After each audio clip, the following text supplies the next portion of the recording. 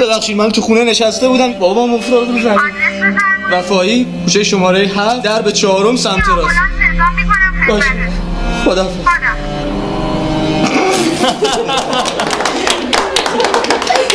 آدرس کجا بود حالا؟ دهن سرویس خونه عمم. خیلی خوب بودی خدا یارو یه رصد هم شک نکنم. بچه زرنگ هم هستی ولی چه فیلمی بازی کرد نفایید که کدوم گوریه گوری هم نشه دیگه.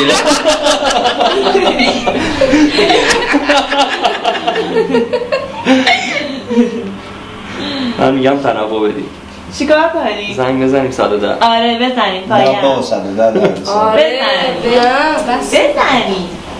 من بزنم. تو آخرین بار یه ماه پیش زدی همه میفهمن نشینی ولش کن.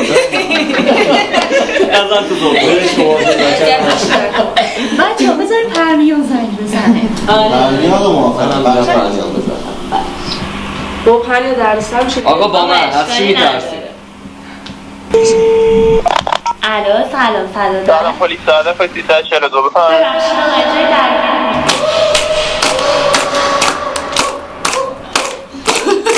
فراد جان محمد بیا بیا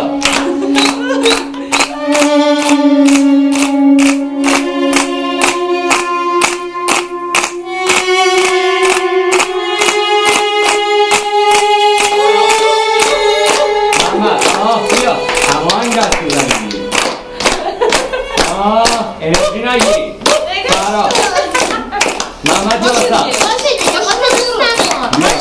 بیا بیاریم کنیار نمیخونم بیا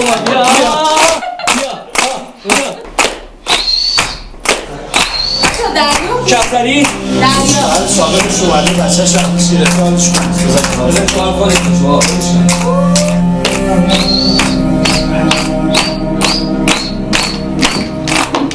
من نمیتونم پر انرژی چی شد دریا؟ چی شد؟ بابا دریا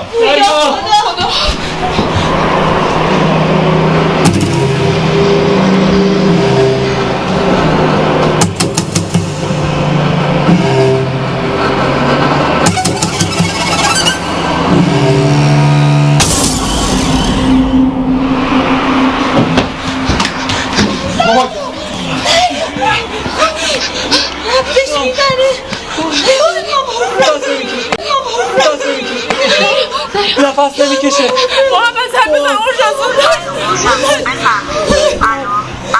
بابا معتاده مامانم با چاقو زده آدرس تو بگو سریع برای روشن بفرستم. تو رو خدا به دارم برسیم خیابان شهید وفایی کوچه هست